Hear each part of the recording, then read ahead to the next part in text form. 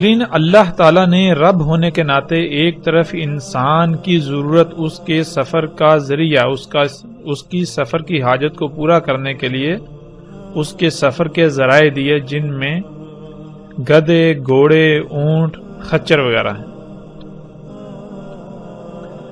اللہ سبحانہ و تعالیٰ نے انسان کی سواری کے ذرائع خلق کیے، اس میں کچھ شک نہیں کہ ان کی رفتار انسان کے خلق کیے ہوئے سواری کے ذرائع سے کئی گنا کم ہے، لیکن اللہ نے جو سواری کے ذرائع خلق کیے اگر وہ ارب ہا ارب خرب ہا خرب سال بھی استعمال ہوتے رہیں گے تو دنیا میں کوئی خرابی نہیں ہوگی۔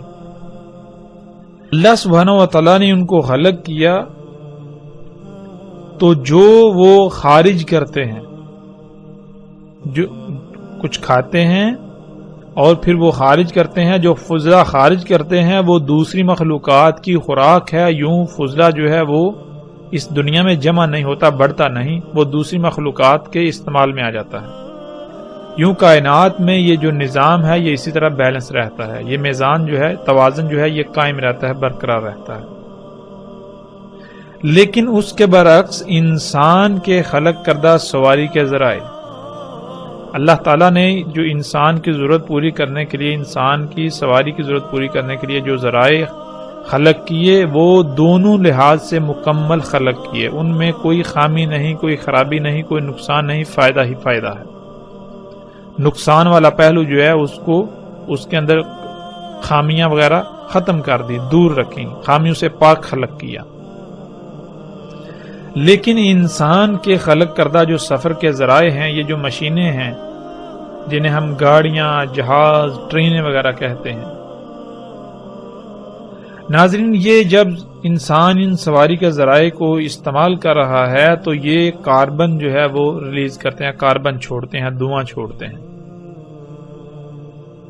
اب یہ دھواں کہاں جا رہا ہے؟ انسان نے جب خلق کیا ان ذرائع کو تو صرف ایک ہی پہلو دیکھا، وہ ایک ہی پہلو کون سا ہے؟ وہ فائدہ ہی فائدہ دیکھا کہ اتنی تیز رفتاری سے سفر ہوگا، یہ ہوگا، وہ ہوگا، اتنی آسائشیں، سہولتیں، آسانیاں، آرام ہوگا، سکون ہوگا، سفر سالوں کا دنوں میں، گھنٹوں میں طے ہو جائے گا۔ لیکن جو دوسرا پہلو ہے ناظرین اس سے بالکل اندھا رہا، وہ اسے نظر ہی نہیں آیا۔ وہ کیا کہ یہ گاڑیاں، یہ جہاز، یہ مشینیں آج جو دھواں چھوڑ رہی ہیں، اور جن فیکٹریوں میں، جن کارخانوں میں یہ مشینیں، یہ گاڑیاں بنتی ہیں، وہاں سے جو دھواں خارج ہو رہا ہے آج پوری دنیا اس دھوئیں سے بھر گئی۔ اس دھوئیں کی وجہ سے آج ہر سال کم از کم 33 لاکھ انسان جو ہیں وہ موت کا شکار ہو رہے ہیں۔ دنیا کی 99% آبادی کسی نہ کسی بیماری کا شکار ہے اس دھوئیں کی وجہ سے۔ آج دنیا میں لا تعداد بیماریاں ایسی ہیں جو اسی دھوئیں کی وجہ سے پیدا ہوئیں۔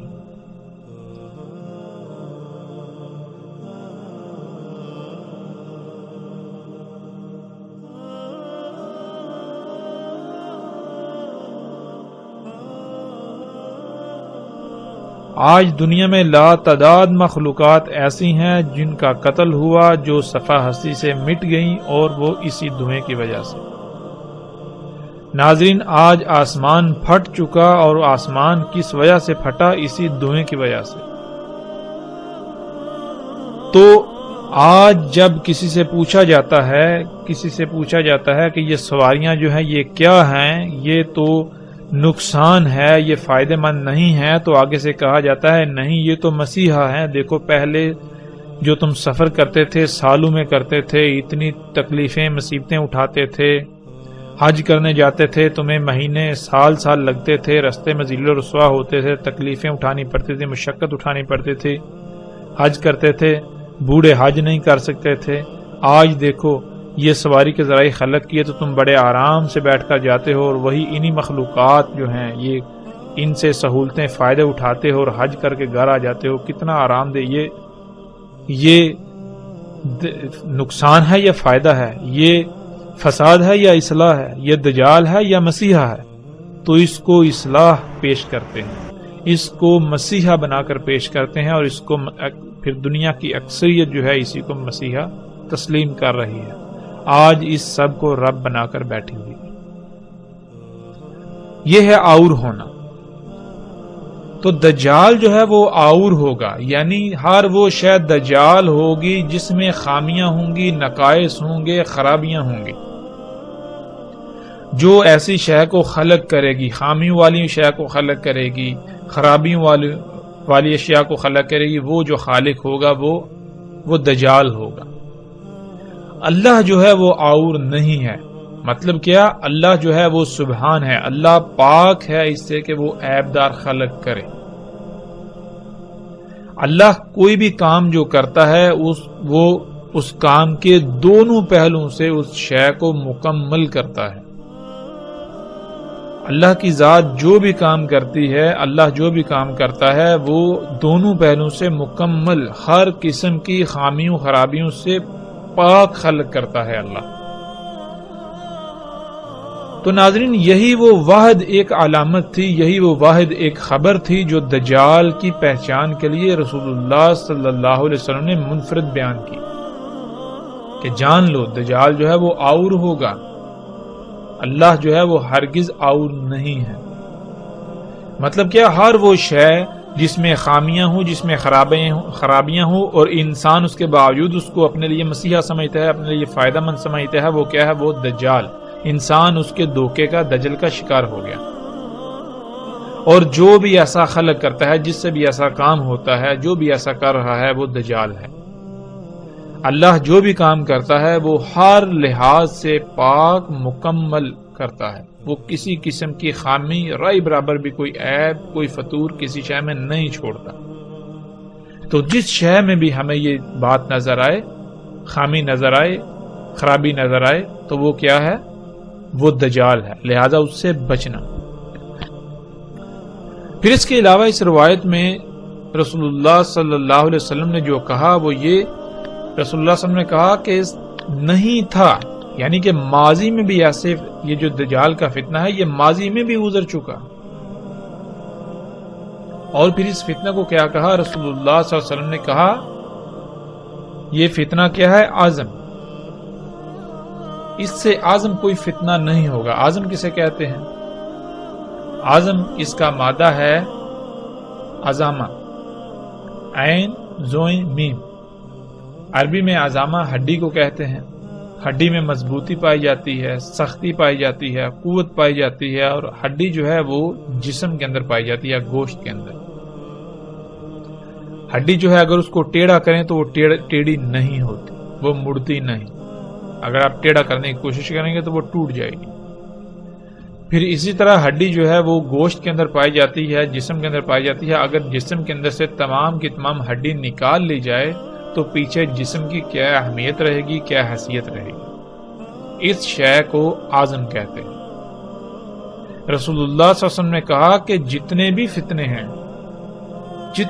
ہیں ان میں سے اعظم جو ہے فتنہ دجال ہے، یعنی کہ دجال کا فتنہ ایسا فتنہ ہے اگر اس فتنوں سے نکال دیا جائے تو باقی فتنوں کی اہمیت و حیثیت بالکل ایسی ہی رہ جائے گی جیسے جسم کے اندر سے، گوشت کے اندر سے تمام کی تمام ہڈی نکال لی جائے تو جو جسم کی اہمیت و حیثیت رہ جاتی ہے۔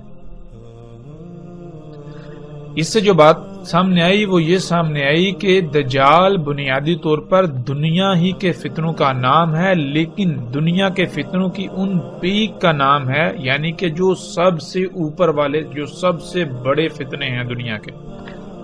آدم علیہ السلام کی تخلیق سے لے کر قیامت تک آنے والے جتنے بھی فتنے ہیں ان میں سے جو سب سے بڑا فتنہ ہوگا، جو سب سے بڑا فتنہ تھا، وہ کون سا فتنہ ہے؟ وہ فتنہ دجال کا، وہ فتنہ دجال ہے۔ یعنی کہ اب فتنہ کسے کہتے ہیں یہاں ہمیں یہ بھی سمجھنا بہت ضروری ہے۔ جب تک ہم لفظ فتنہ کو نہیں سمجھیں گے تب تک ہمیں جو ہے مزید بات واضح نہیں ہوگی۔ ناظرین، فتنے کو ہم ایک مثال سے سمجھ لیتے ہیں۔ مثال کے طور پر ایک شے ہے، مثلا آپ ایک شیمپو بناتے ہیں، مارکیٹ میں اس سے پہلے بال دھونے کے لیے کوئی ایسا شیمپو وغیرہ موجود نہیں. آپ نے سب سے پہلے ایک شیمپو بنایا, وہ بازار میں آیا تو آتے ہی وہ لوگوں میں مقبول ہو گیا.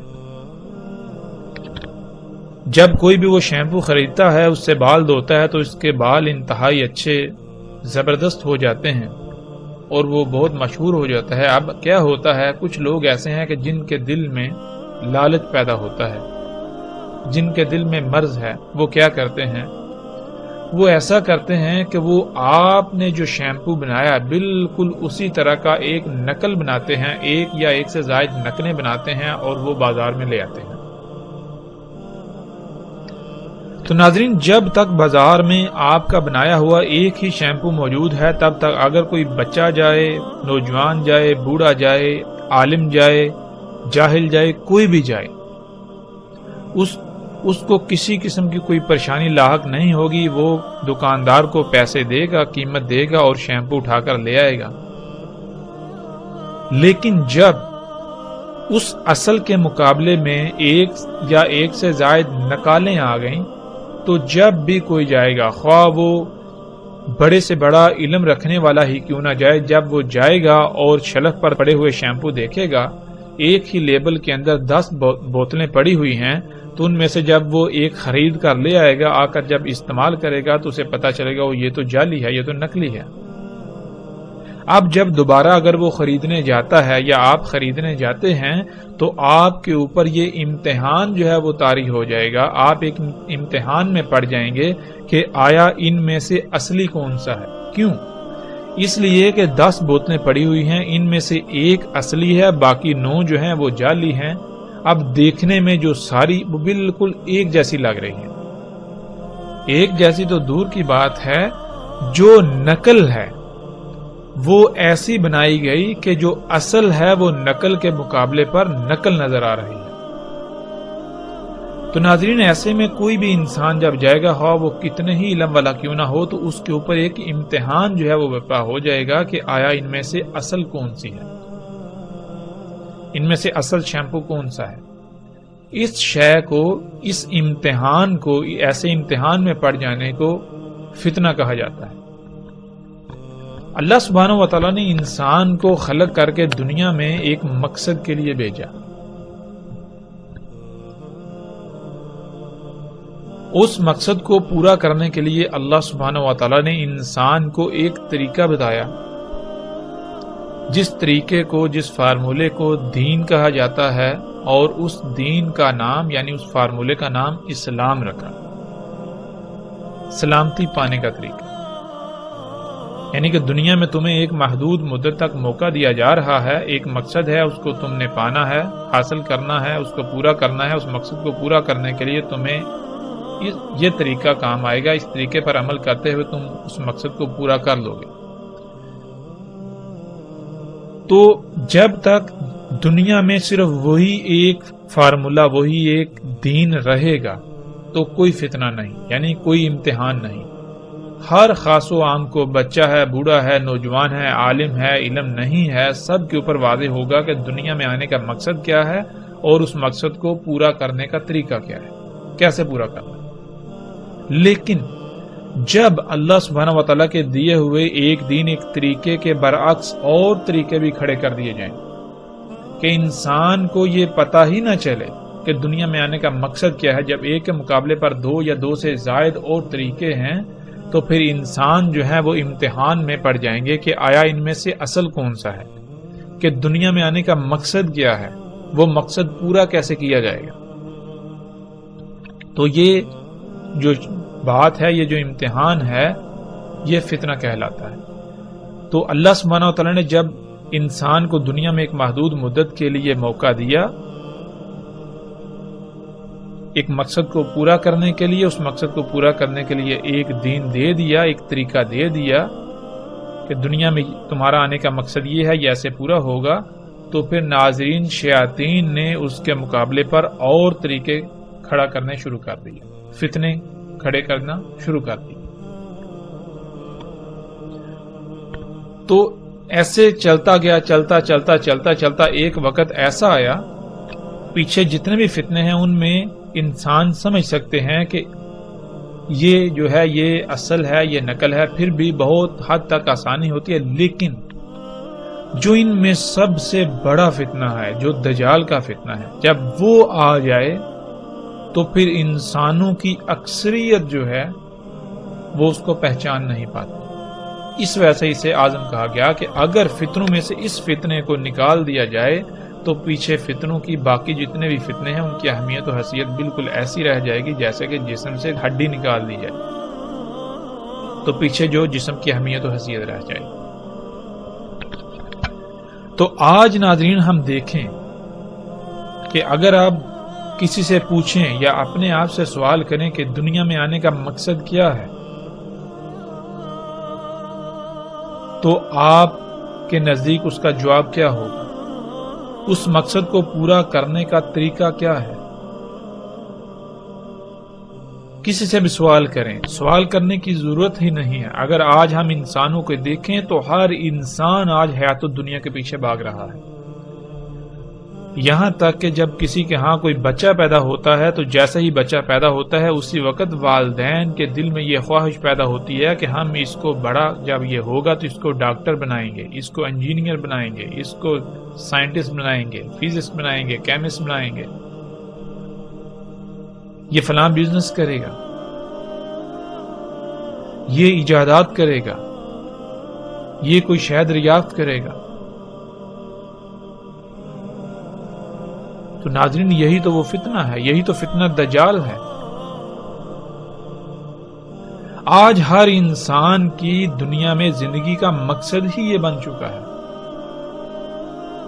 یہ ایجادات کرنا، ان ایجادات کا حصول اور دنیا میں آنے کا مقصد کیا ہے وہ کسی کو علم نہیں، سب بھول چکے ہوئے ہیں. آج کا انسان کہتے ہیں جس کو اس کی حقیقت، اس کا ماضی بلا دیا گیا. تو آج کا انسان بھی اعظم انسان ہے، یعنی کہ ایسا بھولا ہوا ہے، ایسا بھولا ہوا کہ اگر اس بھولے ہوئے کو نکال دیا جائے تو پیچھے بھولے ہوئے کی کوئی اہمیت و حیثیت رہے گی نہیں. اتنا بڑا بھولا ہوا. تو انشاءاللہ اللہ کے فضل سے ناظرین جیسے جیسے ہم آگے بڑھیں گے رسول اللہ صلی اللہ علیہ وسلم کے الفاظ کی روشنی میں اور قرآن کی روشنی میں دجال کیا ہے ہم ہر پہلو سے، ہر لحاظ سے ہر بات کو کھولتے چلے جائیں گے، واضح کرتے چلے جائیں گے.